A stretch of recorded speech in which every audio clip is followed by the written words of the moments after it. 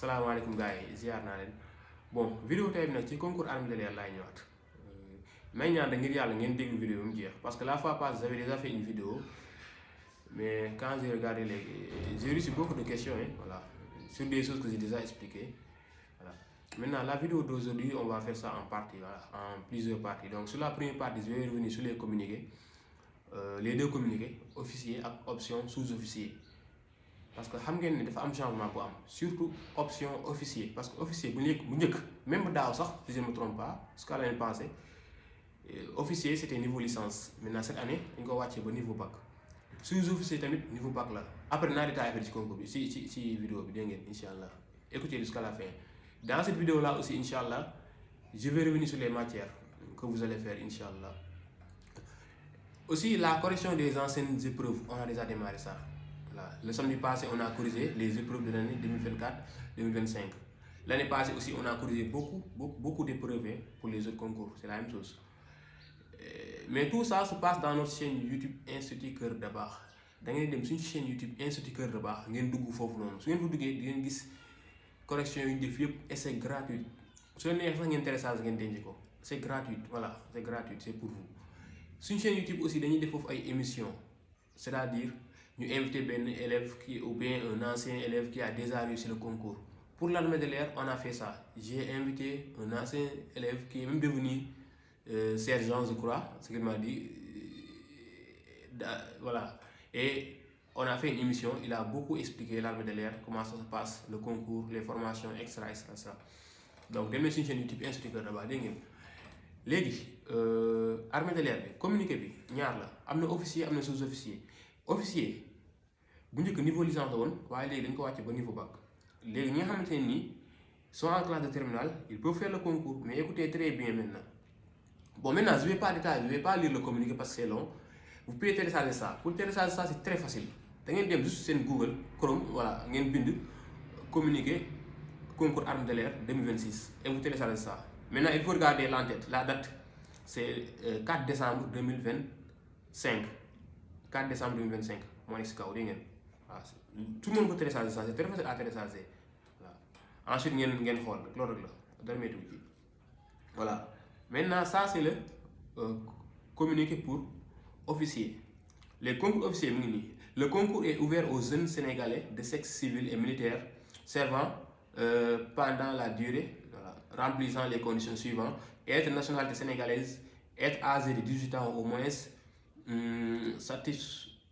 satisfaire aux conditions générales extra, être titulaire, voilà, être titulaire au moins de l'entrée d'un baccalauréat scientifique ou technique.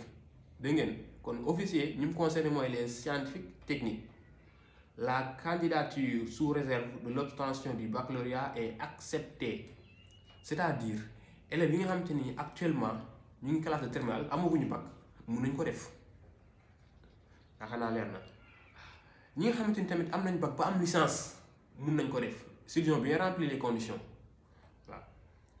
Léegi après loolu y a composition du dossier candidature. Léegi dépôt bi moom dépôt dossier bi en ligne la en ligne. Léegi après yi ngeen sama machine bi mu ngi sama ginnaaw su ma paree automatiquement dinaa utiliser ordinateur bi expliquer leen nañ la ñuy defee dépôt bi en ligne. Donc foofu mun naa ko sauter parce que c'est la vidéo suivante qui va venir après cette vidéo. Dinaa utiliser ordinateur baa nii après dinaa def vidéo expliquer nan la ñuy defee inscription en ligne. Donc foofu mun naa ko sauter, voilà, se fait en ligne etc. Paiement bi yëpp après naa leen ko def naa leen ko expliquer. Léegi épreuve du concours, les épreuves pratiques d'aptitude physique, bon am na EPS hein, voilà, moom c'est obligatoire moom kuy dem armée di nga def armée kii voilà, instruction générale. Il y a épreuve physique am na des épreuves écrites d'instruction générale niveau baccalauréat scientifique conformément à l'annexe du présent communiqué. Am na annexe entretien qui sera organisé par les candidats déclarés admissibles. Voilà. Bon su ñu épreuve d'instruction générale dafa vague quoi en fait. Il y a beaucoup d'épreuves, c'est-à-dire am na mathématique durée 4 heures la coefficient 4. Am na science physique durée 4 heures coefficient 4. Am na français durée 4 heures coefficient 2. am na anglais aussi durée 2 heures coefficient 2 yooyu rek la ñuy wax épreuve d'instruction générale voilà. am na aussi épreuve yooyu la yaakaar naa de toute façon communiqué baa ngi nii mu ngeen ko lire léegi dépôt candidature yi moom ne vous inquiétez pas la vidéo qui va venir après cette vidéo incha allah ci loolu laay dégg ngeen loolu ma nekk officier léegi ma ñëw ci sous-officier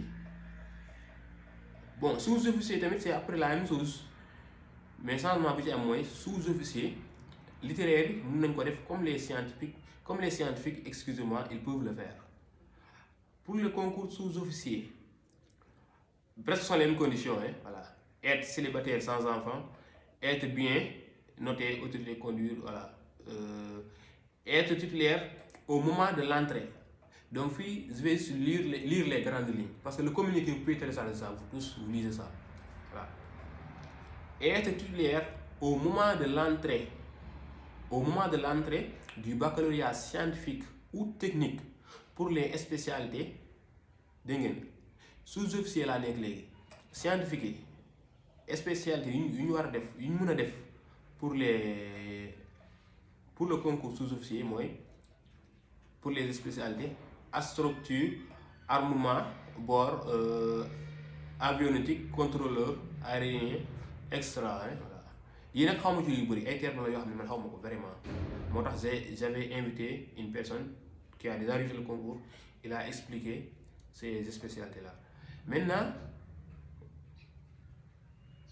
pour les candidats littéraires et les autres voilà littéraires et les autres mën nañ def les spécialités suivantes voilà administration de l'air fusée de l'air gestionnaire technique extra donc concours sous-officier bi ñëpp la concerné mais sous-officier tamit littéraire yi ak scientifique yi duñ bokk épreuve mathématique parce que j'ai corrigé les 2 épreuves mathématiques moi-même j'ai vu ça donc duñ bokk même épreuve mathématique voilà loolu tamit pour dalal xelu littéraire yi un peu.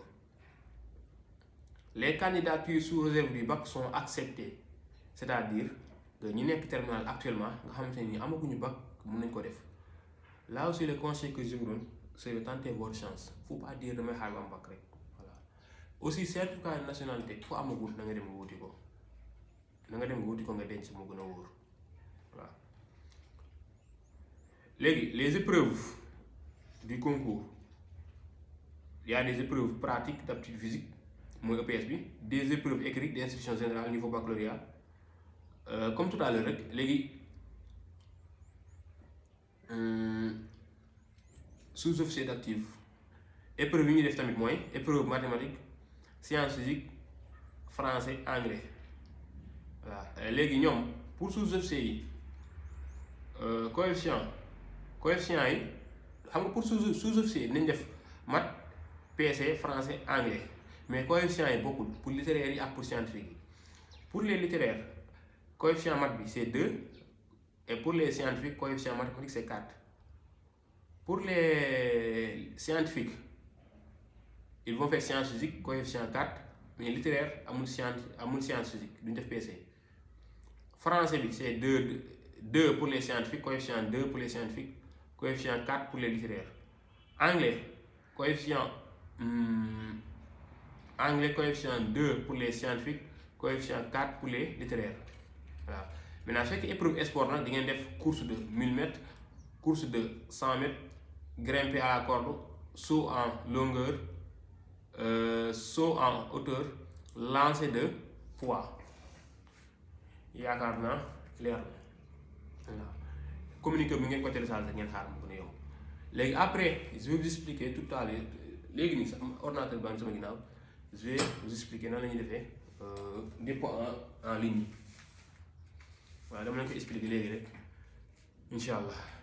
Léegi tamit ngir yàlla si vous êtes dans la chaîne YouTube il faut vous abonner ngeen xool les anciennes vidéos qu'on a déjà fait.